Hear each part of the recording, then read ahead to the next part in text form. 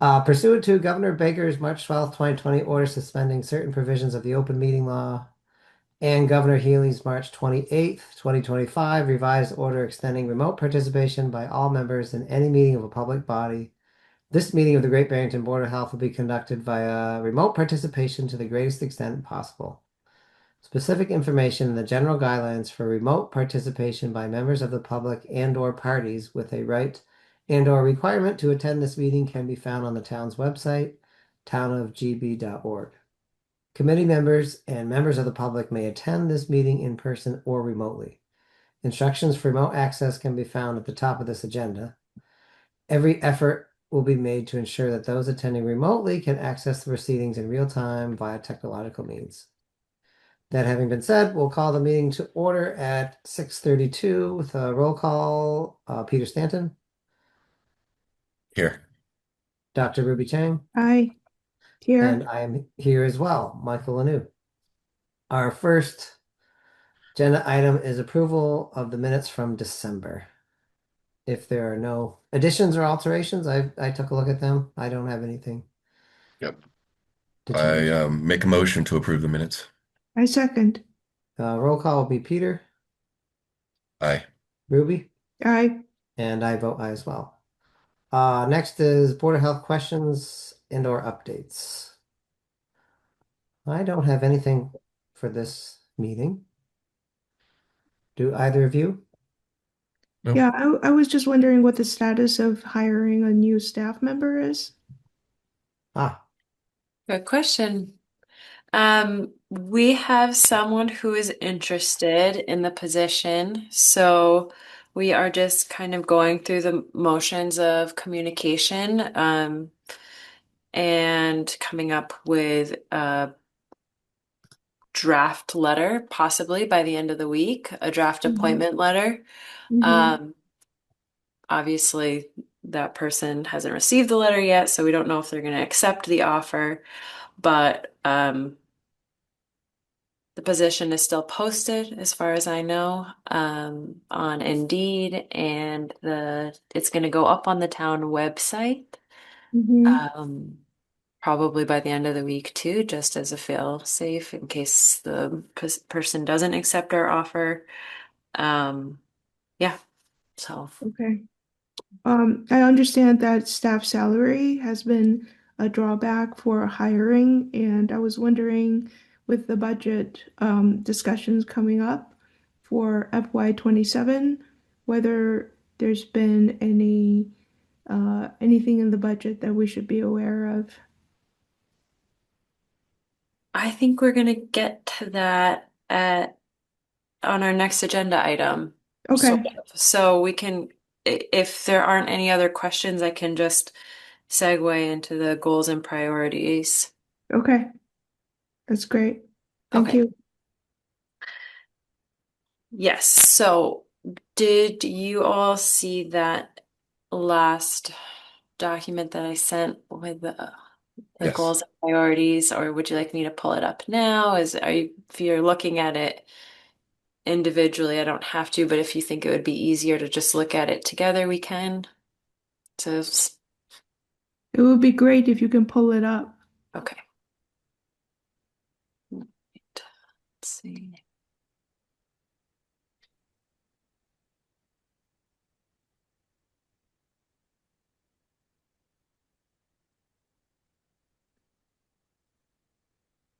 Can you see that? No, it hasn't caught. There we There it go. is. here it is. Great. Okay, so as I was saying that hold on 1 second. I didn't get where it is. Okay, so yes, staff hiring and retention is at the top of this priority list.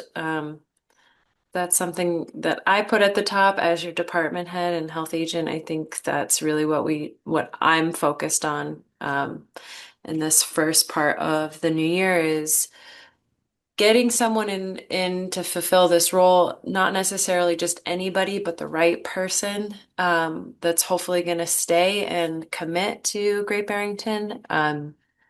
We've had a number of health inspectors in the last couple years, and I don't know that any of them have really hit the 2 year mark. So, um, I'm thinking of different ways of how to make the position more attractive. Like, obviously, number one being a little bit of a bump in the wage, or it's currently an hourly position. Maybe making that a salaried position. I'm open to that. Um, but it just is proving very challenging when in Great Barrington, it's more or less considered an entry level position. Meaning you don't need a lot of certifications to start to be hired to do the job. And I do like it that way. I think that we cast a wider net and we're getting better applicants, personality wise, when you're not requiring, degrees or a ton of certifications. Local public health is kind of niche, so I don't know how many inspectors there are or people out there, coming in with septic training or housing code training or pool code training. So all of that is very learnable. So the way we've done it in the past is just have it be an entry level position and then train on the job. The downside of that is that the pattern seems to be that we are the training grounds for inspectors to kind of move on in their field, and we want that. We want people to advance in their career. Um, but an individual town is really just not competitive with the wages that are being offered by regional health inspector groups. So that's a little bit of the dilemma, and yeah, I don't see our salaries being ever matched with what regional health inspector groups are able to pay because, they're grant funded as well as funded through contracts with multiple towns, not just one. So anyway, um, thinking of creative ways to make the position more attractive and just, yeah, like finding the right person, not necessarily um, the first one to be interested. Some of the ways, like I said, are salary increase. Um, I have some other tricks up my sleeve as we're going into budget season. I think it's it's a hard ask to have the health inspector use their own vehicle to do all of the inspections around town. I think on average they're putting 40 miles on their car a month. Mileage is reimbursable, but wear and tear on your car, oil changes, none of that is. So I'll be submitting a request, and I don't know if it will move forward. I'll let you know, but to put money in the health department budget for an inspector vehicle. So maybe that would help retain staff and yeah, looking at other creative ways to do that. So that's listed there as my top priority. Do you have any other questions or comments on that? Well, one thing I I was did. wondering is what level are you reimbursing mileage at? It's set by the IRS, so I Federal think 68? something, yeah. Yeah. Okay, because that usually works pretty well in terms of offsetting people's costs and should be pretty inclusive of maintenance as well as operating costs. Um, I just think that a vehicle, insuring and owning a vehicle for the town might be a real barrier. Um, so I'm open to either. I'm not pushing one way or the other. I'm just thinking that the mileage reimbursement shouldn't be a deterrent. And then what's going through my mind is just having a pretty wide range on our pay and having a a level that can get approved that's as competitive as it can be. Because we might get the young people want to train in, and maybe it's only after the first year that they get up to those places. But it does seem like it's pretty essential that we are able to offer a um, competitive salary and and be able to keep people and not have to keep retraining them. Mhm. Yeah, I have to agree with Peter in the sense that we should have a variety of salaries to attract different groups of people that may have different levels of um, experience, therefore widen our search. And if you hire someone with already having had experience, you pay them more, but at the same time, you would get more service. Um, so it's and and better salary basically means longevity and employment. So I'm just saying that is a common problem, whether you are a health agent or you work in a doctor's office, is that once you train them, they find better jobs and they move elsewhere. And in order to retain people, you really have to pay them a a, a reasonable salary. There's just no two ways about it. No, I totally see that as the common denominator here with why health inspectors are leaving Great Barrington, among, there's varying reasons, but that certainly is a common thread. Um, I lost my train of thought. I Have was going you to say, have you spoken to the new town manager at all about this? Because I know she's the one who sets the salary or yep. would enable us to increase it. And I do are the salaries of yours and the health inspector in our budget, or are they, excuse me, reflected in the general budget? Or I couldn't quite remember. Yeah, it's in our budget. I remember that from last year. But Yeah. our operational budget is quite small.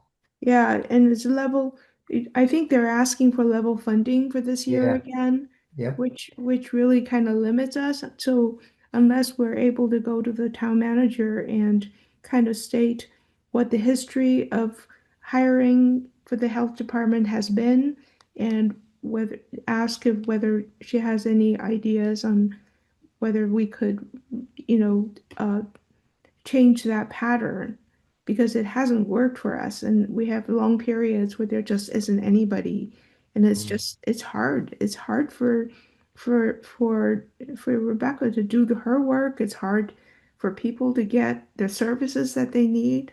um it's not a doable situation. Mm. At one time in the past, I forget who, I think it was before Mark, or they looked at augmenting the salary with including some other positions that I think at one time someone said, oh, there's a weights and measures person who goes around once a year and certifies like the gas pumps, or there was something like that. Incorporate some of these other positions that aren't big time consumers, but that have some stipend attached to them. I don't know if that would be a possibility or if that's just more trouble than it's worth. But I Well, knew that was, one of them would be the air animal control officer, right? yeah. We Who used did to. that go to after Shep? I forget. Um, so the animal inspector is generally a stipend position that's within the health department budget. The animal control officer, it went to the police department, which I think it rightfully should be a police officer since they're getting these nuisance calls. So, um, yeah, I see what you're saying about tacking on stipend positions to try to increase the salary. But most recently, the feedback that I, received from James about the position is just that there's a lot going on. Um, and I think a lot going on for this position. It's a lot of responsibility for just one person to have. And I think we're all very familiar about how burnout can really contribute to your ability to retain staff. And so I just want to be really aware of burnout and overloading on the new whoever it is that takes this job. and just maybe starting a little bit slowly, like, first food, then housing, and then septic, like get the important stuff. And then if they can master that, then add on stipend positions. So I'm not sure. All of that's to say is I'm not really sure what's going to happen with the animal inspector stipend. Currently, I'm doing that job. I'm not getting the stipend, but I am doing that work. But I hope that I eventually can roll that into officially the health inspector job. Yeah, to at least bump it up a little bit. Hmm. But it Yeah. is not in their job description at the moment. So basically, we just have to keep mentioning this to the powers that be, and hopefully they increase the line item, or is it just not going to happen? Oh, right. So yeah, going back to conversations with the town manager. So like we're in the midst of our budget planning, and Liz and I have spoke about this topic, and her directive is that any staff changes or any increases um, need to be supplemented by fee increases or grant opportunities.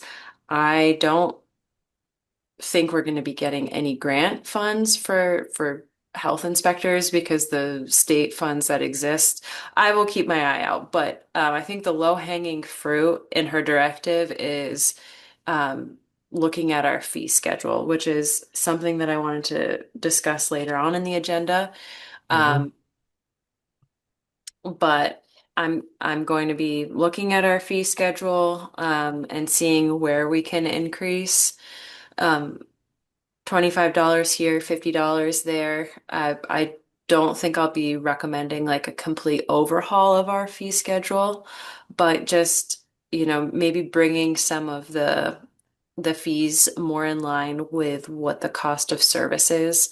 If we're paying a health inspector $30 or $33 an hour and an inspection takes an hour, but they're inspecting a restaurant 4 times a year. Um, and our current fee, the permit fee is $50. That's really not in alignment with what the health inspector um, is getting paid to do that Mm-hmm. inspection. And obviously, you guys know that we're not an enterprise fund or we're not an enterprise in the health department. All of the fees that we collect go back into the general fund. Mm-hmm. But at least if we go through this process, we can use that as a justification to um, increasing a salary line. Like, look, we've increased our fees. That's going to amount to about $2,000 or $3,000 annually coming into the town, and we would like to increase our health inspector salary line, you know, proportionally. So, um, yeah, more on that later on in the agenda. But that was Liz's feedback or directive. Like that's what we need to be doing before Okay. she considers a staff increase. Okay. All right. Well, at least there's a direction to go in and not just more head scratching. Yeah. Yeah, so that's my plan of action. And yeah, like, once we get someone in the position, we can have more conversations on how to, yeah, like keep that person and how to make the position desirable in the long term. I think I remembered what I was going to say earlier, and it's I'm also finding that people coming from the private sector, there's a big learning curve when you come into the municipal world. For example, staff or wage increases, they can't, they don't necessarily happen on merit. They happen on, a very public budget fiscal year cycle. So if someone wants to see an increase in their wage, they're waiting a year and a half a year and a half to see that happen, and that goes to town meeting. So there's just there, and that's just an example. There's lots of different idiosyncrasies to the municipal world that maybe come as a shock to folks. Mhm. So Mhm. anyway, Don't you have, is the health department part of the union negotiations that comes?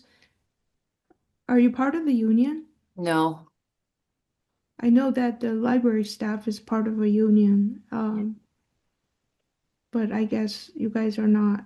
no.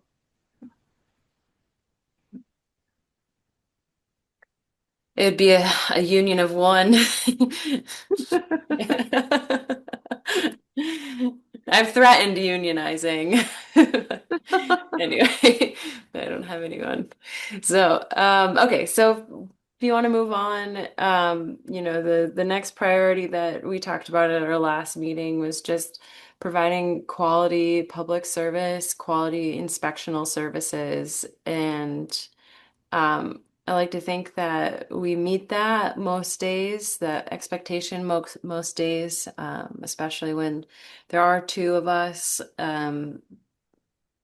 But yeah, that I've listed that as ongoing, and we can talk about ways to improve our inspectional services and public services just in general too. Yeah. So under status, under public service, so now if we have some announcements that is, uh, new announcements, for example, the high flu cases, for example, you could post that directly onto the website without going through another department. Is that correct? That's correct. Yep. Great. That hasn't happened yet. I imagine it'll happen sometime soon in the new year. But yeah, we were told in November or December that each department head is going to be in charge of their own website. So that just makes it a little bit more streamlined to get information out to the public. And next is, we've talked about developing a public health nuisance regulation, a local regulation that might help us address nebulous subjects like um, solar panel sound or solar field sound, brown royally water, all of these topics that keep coming before the Board of Health that are obviously public health issues that are affecting a larger community, but that we don't have strong language to enforce. So, Michael, I'm wondering if you've had any further conversations with uh, KP Law about surveying other towns' regulations. I haven't. My feeling was it took a little bit of effort just to have the little conversation we did about the last issue. I think we just have to start out gathering something, and then of course they'll take a look at it as we go on. Okay, yep, there are other towns that I have in mind that I want to pull from. Yep. But I was just gonna wait to see if they had anything that they would recommend initially. So, all right. Yeah. Uh, I can check with him again, but I think we shouldn't wait for him to do that. We can proceed along our way, and then before we start getting formulating, I can reach out again to David and wonder if he's, but I have a feeling it's low on the priority list in terms of him looking at stuff, but I think it won't stop us from doing what we want to do. okay.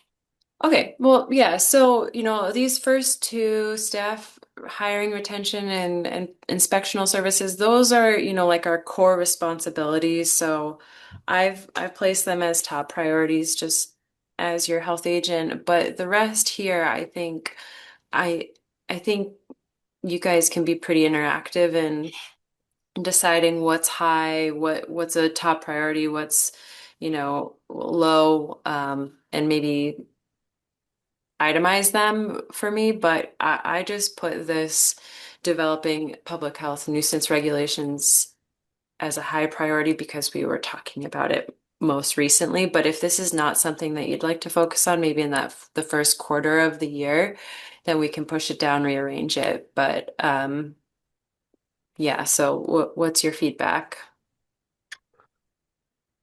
My I think feeling it's, oh, go is, ahead, Ruby. yeah, sorry. I've looked at a while back when we were talking about the solar noise background noise. I had looked at various towns, and not many towns actually have a noise ordinance that is something that we could emulate. So it's going to take some research and maybe some new work to understand how to do it in a way. So it's not something that we could it's not a regulation we can just draft up fairly quickly, or we could emulate another template from another town. So having said that, I think that having it as a high priority, I think it's reasonable, but also we just have to realize it's gonna be something that is on our agenda quite often for quite a long period of time before we can come up with a document that seems reasonable to present to the town. It's just, what I'm saying is that it's going to take a while. Okay. Yeah. What other towns did you find noise ordinances from? Do you remember? They were very basic, and I looked at the one in Amherst and Williamstown, and I didn't really see anything that was really that I felt was applicable. Um, I may be looking in the wrong direction, and I have to keep looking. Yeah, those are the ones that I saw as well. So, Yeah. all right. And um, funding opportunities, I think given our budget constraints, just in the health department specifically, but then also generally, like we're being asked every year to submit level funded budgets, that doesn't really allow for an increase in services or an expansion of our health department. So, um, that's why I've placed funding opportunities and, looking at them and maybe spending some of my time, um, yeah, applying for different things. That's not that I haven't previously spent a lot of time looking for grants or applying for different opportunities. So, um, if that if that matches up with what you'd like to see the health department do, Well, then we can keep it we here. yeah, we have that grant from the Mass DEP, right? Every year we get the RDP. Yes. We get some funding money that can be used to help support our service, such as the composting. Uh, we have some funding for that. Is that right? Yeah, so the town of Great Barrington was awarded two different things for the I forget what sustainable recovery materials program. Mm-hmm. Mm-hmm. Um it was we applied for a roll-off container specifically to separate out glass from the recyclables that we could DPW was awarded that $8,000 to purchase that roll-off container. And then I also applied for funding to sustain our food waste diversion program up at the transfer station. And we were only awarded $460 for that uh, Mm-hmm. composting program. So I'm not really sure what to do with that at the moment. It would cost a minimum of $3,000 to yeah, okay, so this is just continuing on into the composting program on our priority list. But yeah, so at a minimum, it would cost $3,000 to run that program, maybe Yeah, even more. I got a quote for you today from Tommy's, Hmm. and her quote was more around $140 per I can't remember. I'll We'll have to pick send up. it to you. Yeah, it seems to be a lot smaller. So we could get a couple of quotes and see and then look toward probably have a conversation with the DPW to find out if they have a spare shed that can house the containers. Um, I think the containers we used were actually pretty small containers. They weren't that big. That was out during the summer season when the bears are not that prevalent. Oh, actually that's when they were picking it up 3 days a week. But Yeah. now that we have a little bit of funding, maybe we could work on getting some sort of a container so then they can only pick up once a week, and that would actually save us money. Yeah, I think the dilemma is how do we fund the remainder of the program? Because we don't have the extra funding in our current fiscal year, and I don't see how we can put it in our next fiscal year budget request, when we're being asked to submit a level service budget. So without like a grant fund or a different way to fund the composting program, I mean, 300, 450, $60 isn't going to get us there. So, um, I think it's part of a much bigger conversation with the DPW, right? yeah, I think, if the Board of Health wants to pursue this, I think we'll probably have to discuss, charging for that service. I think, to maybe to fund the program, we will have to figure out how to make it work financially. And I don't. I mean, is that a cost for service? You're bringing your food waste. Is that $10 to a $10 ticket, transfer station ticket? Um, are can we use the RDP funds to get started this year by, like you said, Ruby, like purchasing containers, not necessarily like using it towards a contract? Like this is something I'm going to have to ask Susan Waite, like if we don't have enough money to fully fund a contract for removal services, can we at least use what we have to buy the equipment maybe for next year? Um, but yeah, Yeah, I don't that's a see how we can run the program. right. A couple of things that happens when you have a glass roll off is that you get a 5% discount on your recyclable cost, which means that it would decrease the cost for the town to send out recyclables. So there is some gain with our RDP money that we can use um, to bargain with the DPW. We're giving you a glass roll off. It's going to save you guys some money. Can you give us some money so that we can do our composting? So it's just some sort of it's a kind of a conversation that we need to have with the DPW whenever they have time. Okay. Have you been able to connect with Steve Larkin or Joe Ruby? I haven't seen any emails, so I was just Yeah, I've asked him quite a while back to get the tonnage of all of our waste to see what the costs were, and he hasn't gotten back to me. So I okay. know that he's busy and it's not top of his list, and I will try to get back to him again and see because if you think about it, the hauling fees, individual towns' hauling fees are more than $600 each time. Okay. In North Berkshire, the hauling fees are much less because they have a consortium. The municipalities are together, they work together to bargain with hauling fees. We don't do that in South County.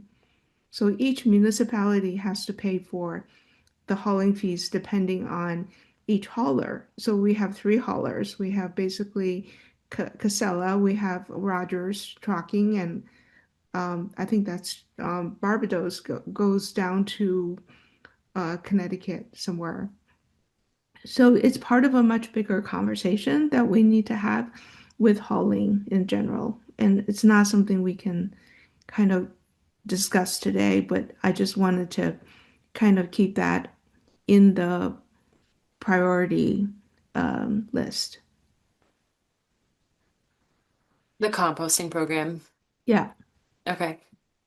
So basically, we have to come up with a bunch more money in order to do a program. It probably wouldn't be all year either. Or are we shooting for a year-round program? it should be for a whole year because that's what people expect. You can't come to the recycling center. I go there every couple weeks, and if one day the recycling, like one day the paper roll off the compressor wasn't working, so we had to put it in, and I was like really upset with that because I'm going, I have all this paper, where does it go?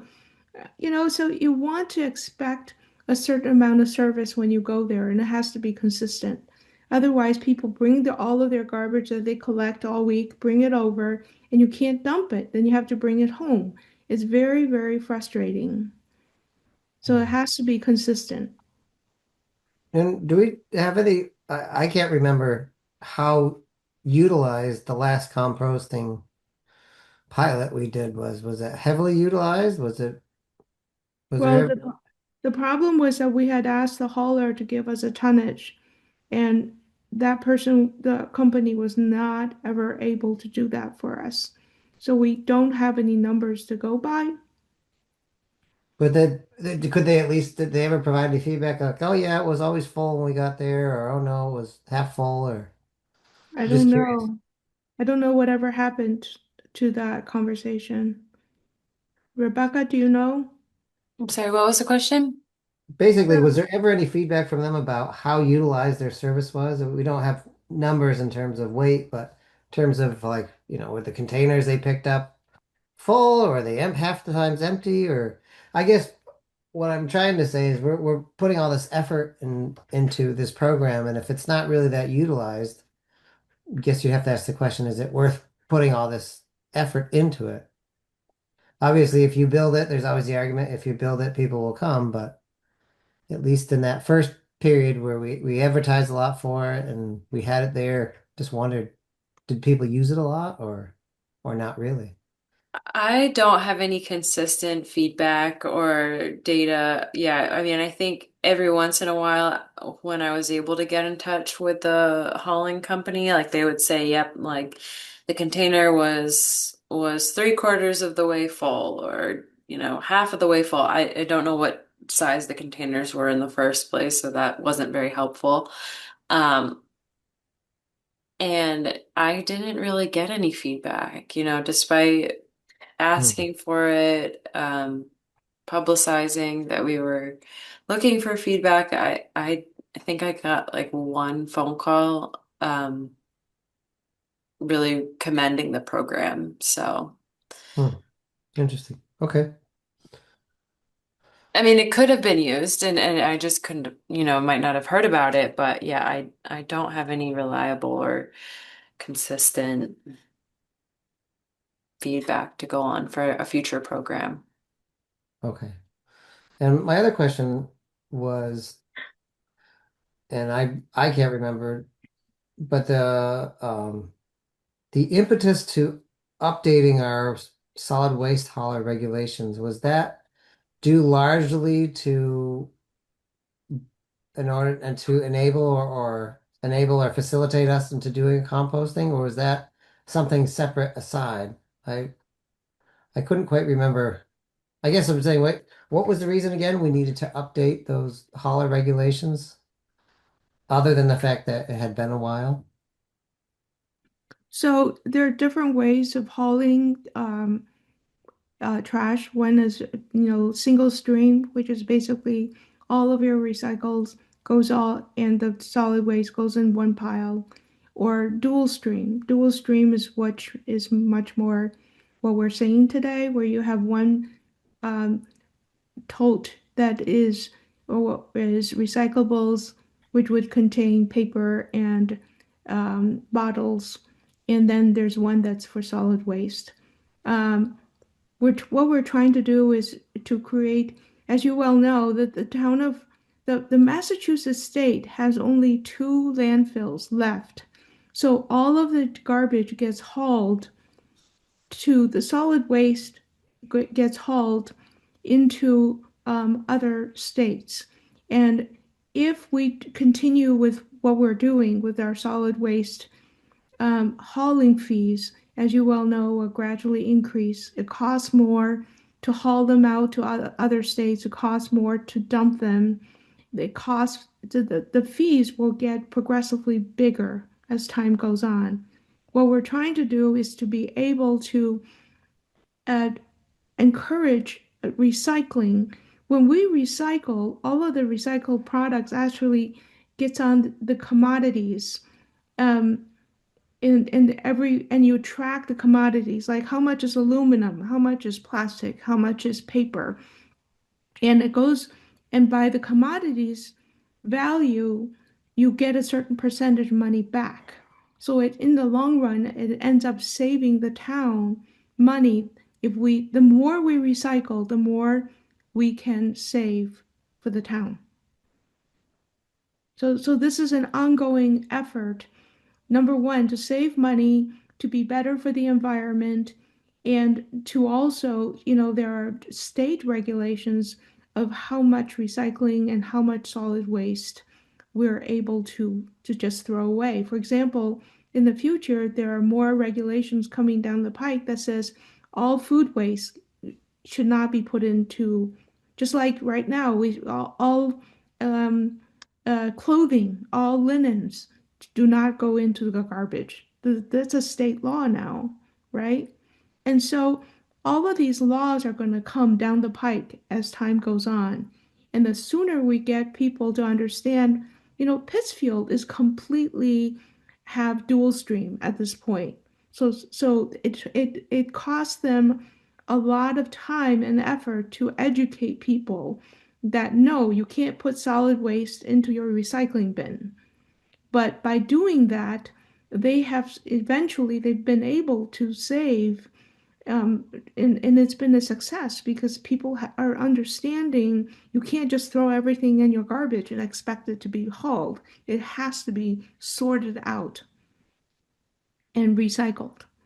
So it's an educational process, but it's also what we need to do where we're actually quite behind a lot of other towns in recycling and composting and um, cutting back on our solid waste.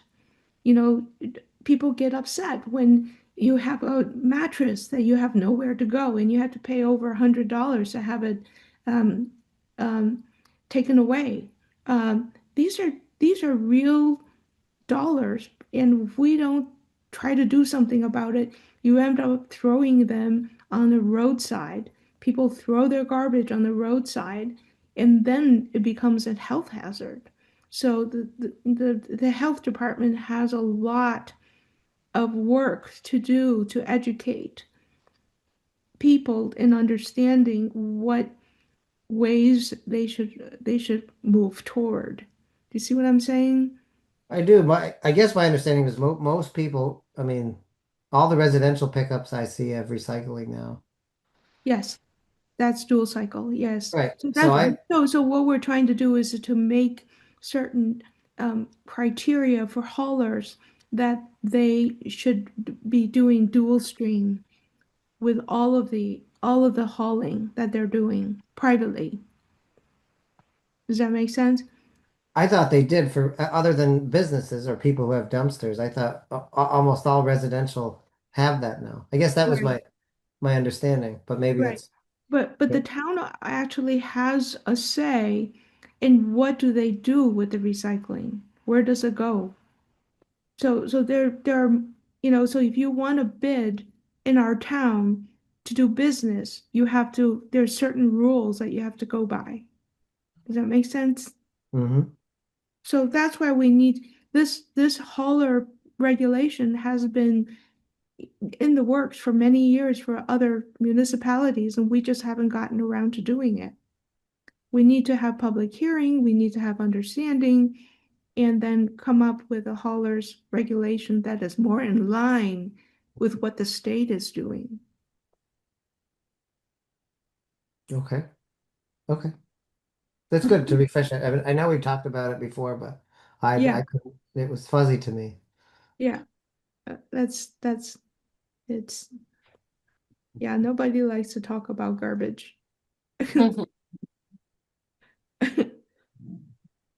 All right, so Okay. I'll just add in here another line to put in solid waste hauler regulations. You do have it there. I do.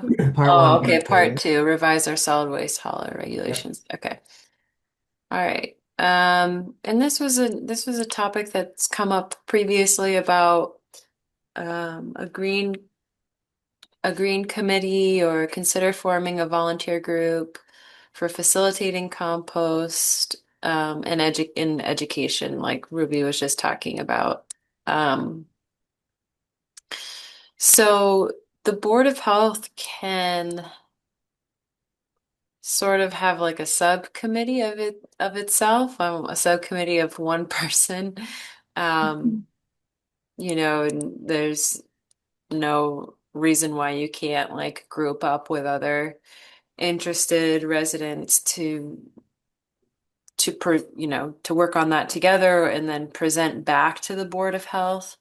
Um, a green committee is something that's actually more specific that needs to be a select board appointment because there's um, rules on what a green committee is. Like it needs to be an interdepartmental resource group, and then they specifically provide a recommendation to the select board.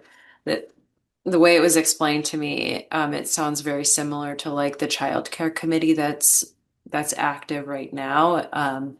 It's a group of different um, board members, different department people in different departments, and then also community organizations or businesses are all involved and then working towards a recommendation to the select board. So from what I understand, that's not something that the Board of Health can spearhead, but we can certainly draft up a recommendation to the select board saying, these are the reasons why you might want to consider implementing a green committee.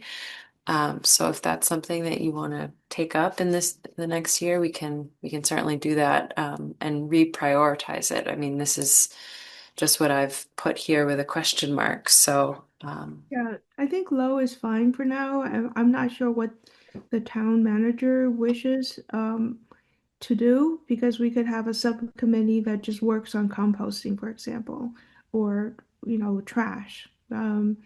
It or like Lee, the town of Lee, they have their green committee has been working every year. They have a Founders Day or some sort of a celebration in their town, and they try to keep the waste from that celebration to a minimal and most of it recyclable. So they do these kind of special efforts to engage people in understanding how all of your drinking cups and your paper products can all be recycled so that when you have a big event, you end up with very little trash in the end that the municipality has to get rid of. So, you know, anytime you start to throw things away, even if it's a town, you have to pay, just like your water waste management, and you have to pay a lot of money to get rid of that waste or your septic system. So it that could be just a one-time thing, but also the town may want to have an environmental committee started back up again to talk about broader things such as air pollution, such as a night sky, having for there are many towns that recommend having a night sky. Do you know what that is? A dark sky.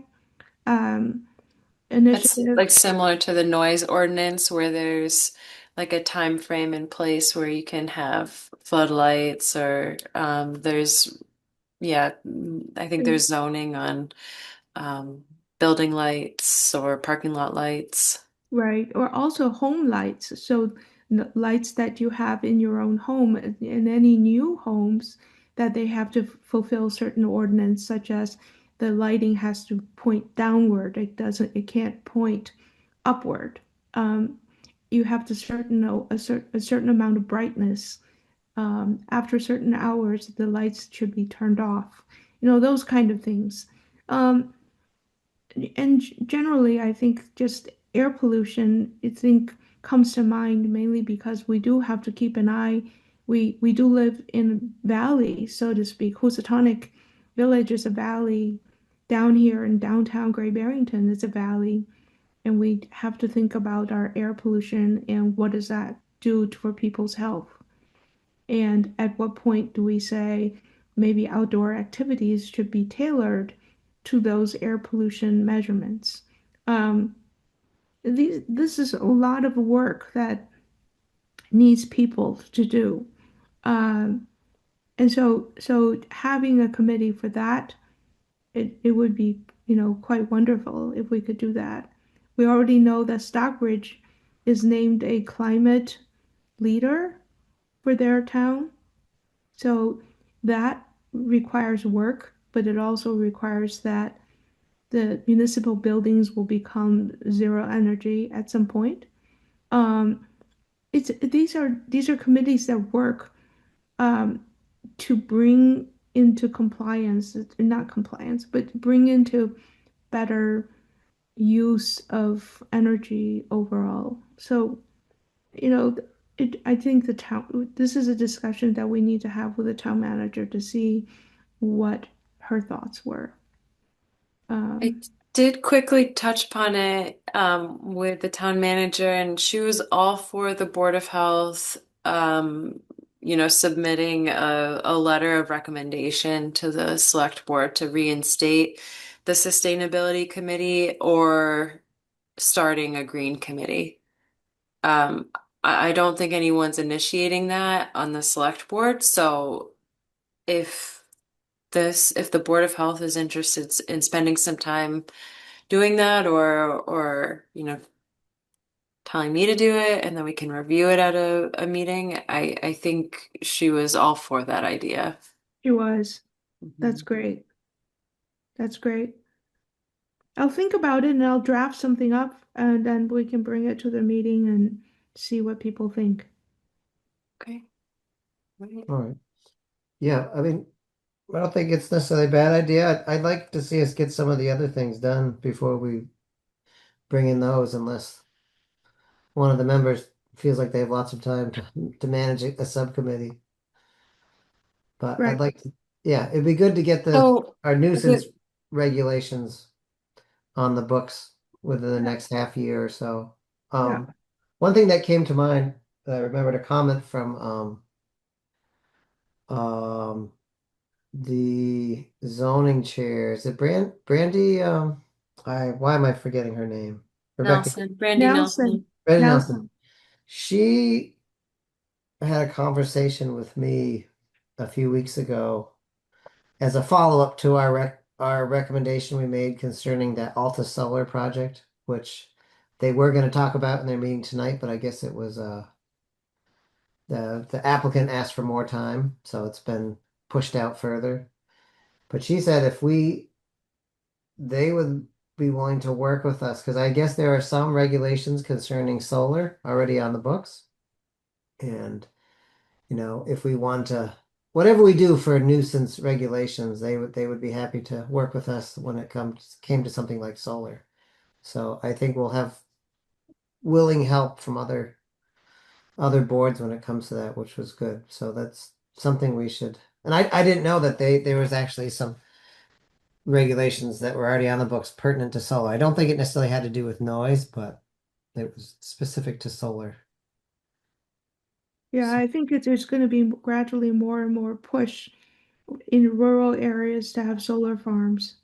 And, the sooner we have better regulations, I think that's better because it's very attractive for people who own land and would like to do something with it, um, especially with the high cost of living in our area.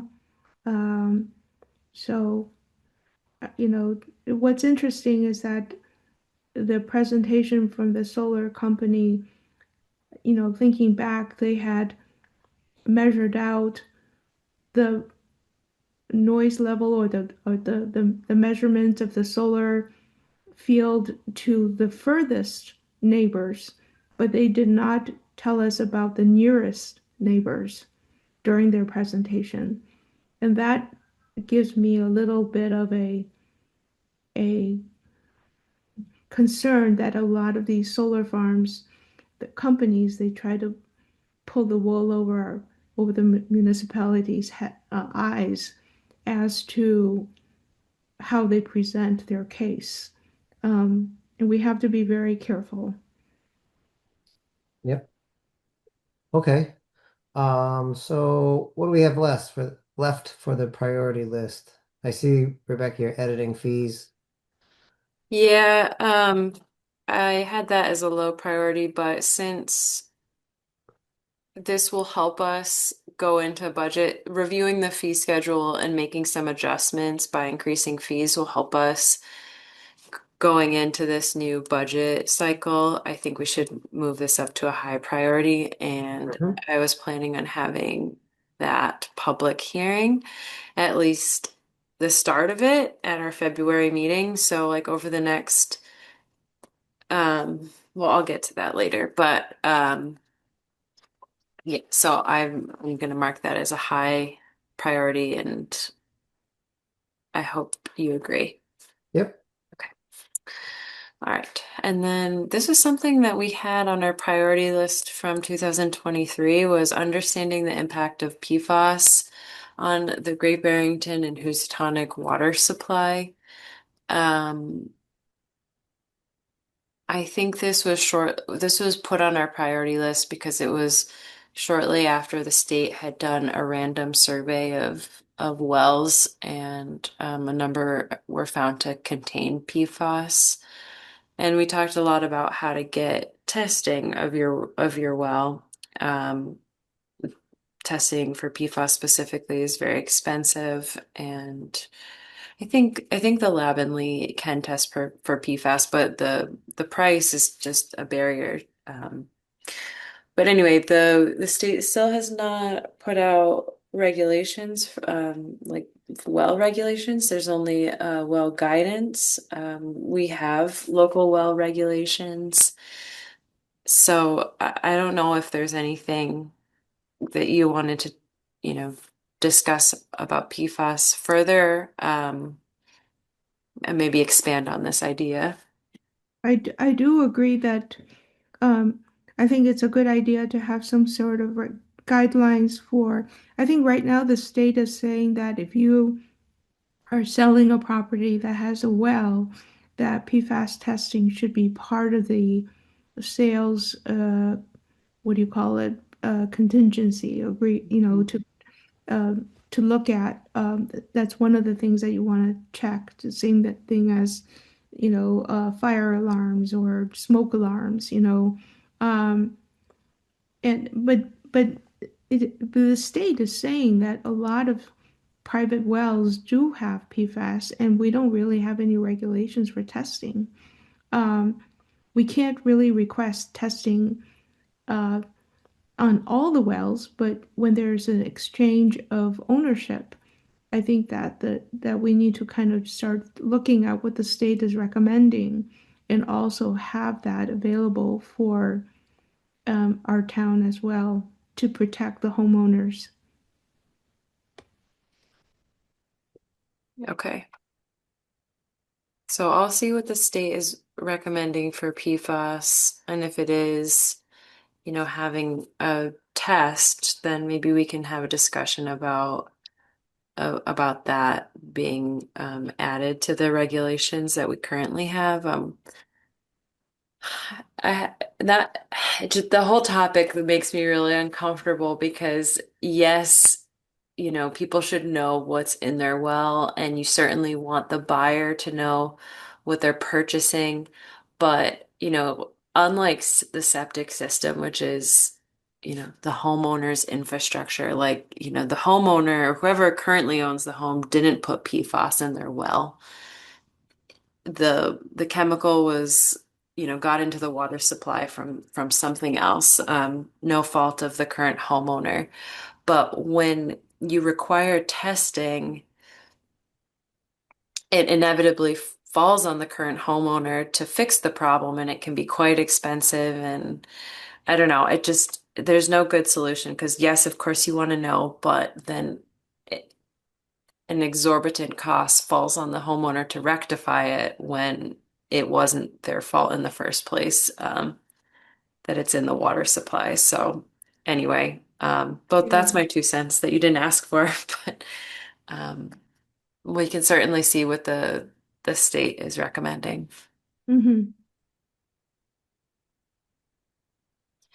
All right, so that's that.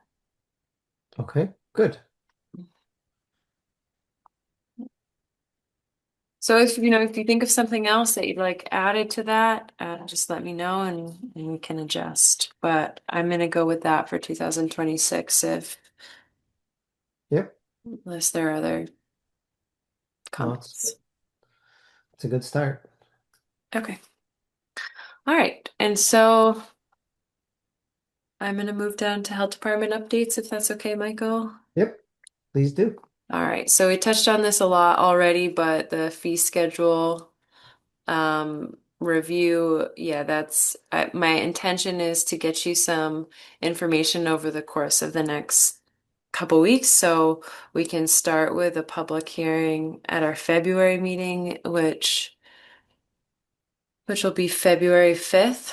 And that's not to say you should feel like pressured to review the material and then, have a community discussion and vote on it in February. It's just getting the process started. I anticipate, public hearings to go on for 2 or 3 meetings. Um, but like I said, I'm kind of, starting off the year with that, because it will just help us justify any budgetary increases and um, select board finance committee meetings start in February, I believe. So anyway, um, yeah, I'll review some like how we compare to other towns and get you that information as well as just um my recommendations based on how the fees line up with what the health inspector is paid. I would like to try to shoot for just getting it done in that one night. I know we've done that in the past, and I'd hate to see it drag on for more than one meeting if it can be helped. If it can't, obviously that's one thing. But I think if, like you said, if you have a recommendation, what that amounts to, and how that may line up with other towns, I don't see why we couldn't get it done in one meeting. Okay. Um, Yeah. I I hope we I could. just don't want it to feel rushed. So it No, can and we can certainly, always, yeah. yeah, we can always revisit it. But I think I think you have a better idea when it comes to the time. We talked about this, how how much time, where the time goes in terms of inspectional services, and but yeah, we can look at it. So hopefully we can get it done in one day, one night. Okay. All right.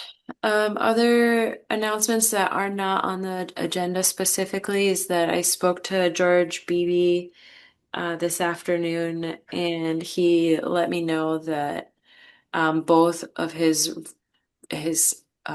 residences, 575 and 363, I think, West Plain Road. I'm blanking on the addresses, but both of his residences are unoccupied and that he was starting repairs Hmm. last week. So I told him he'll be on the agenda for February to, review what he's done and potentially ask for another extension. So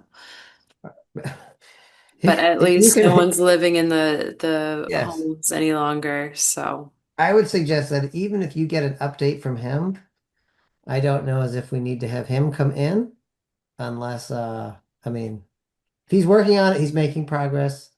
That's fine. I'd rather see him when he's done and say, I'm done this, I'm done that, or what have you, or requesting a follow-up inspection prior to him renting again.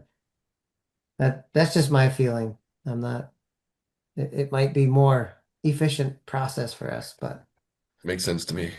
yeah, Good rather idea. than have him come in and grace us with his presence, so to speak. okay. All right. I think yeah, it will be more efficient process.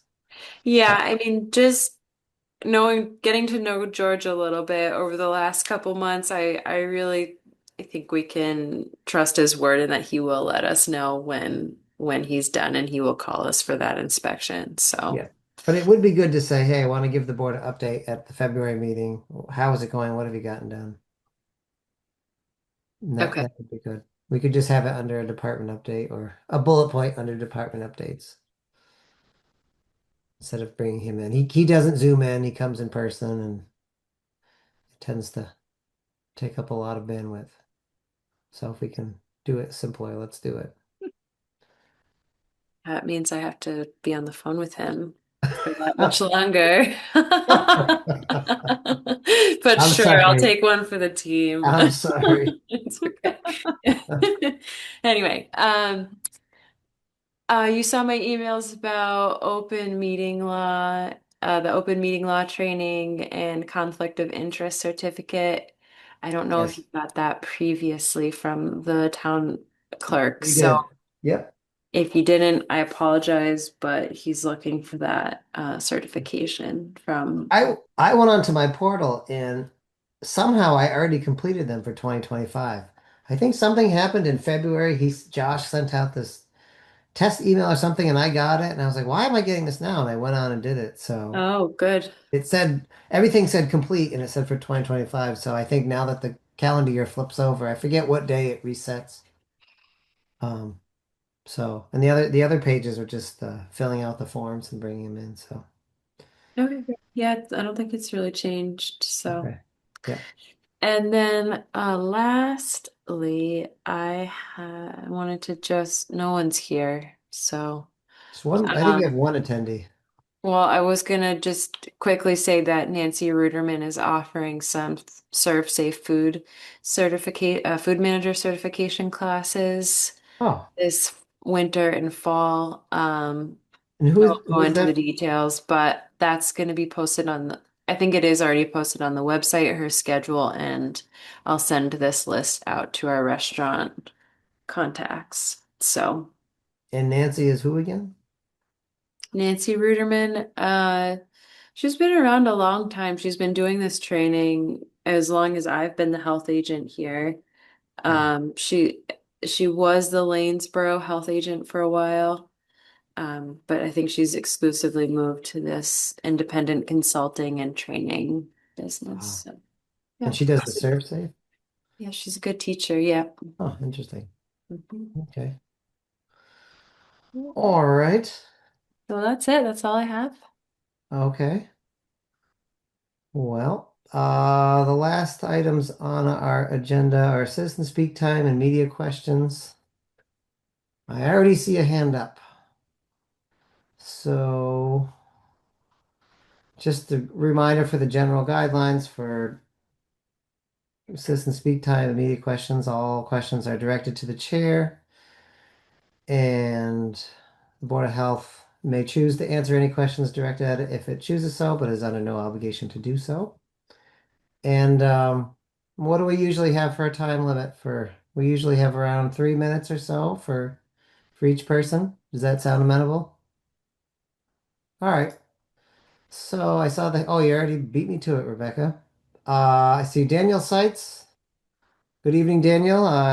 Just need your name and address, and we have that 3 minute Sure. time allotment. Daniel Sites, 31 Pleasant Street in Great Barrington. And first, I just want to thank you for the excellent work you're doing. I mean, it was interesting hearing the various things that you're working on.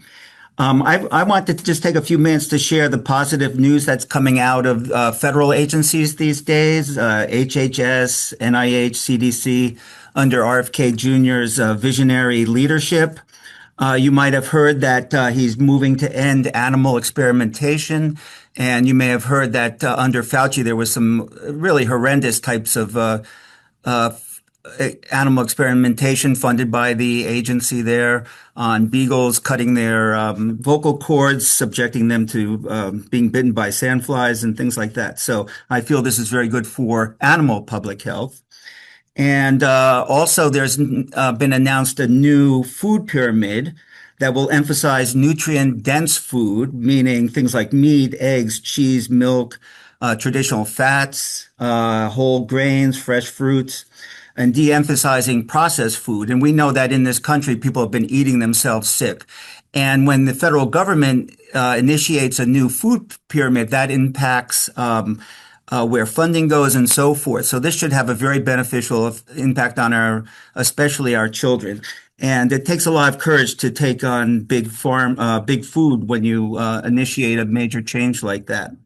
You've also probably heard that RFK Jr. has been working very hard to remove people with conflicts of interest from the CDC, people who have connections with the drug industries, receive various payments and so forth from vaccine manufacturers and so forth.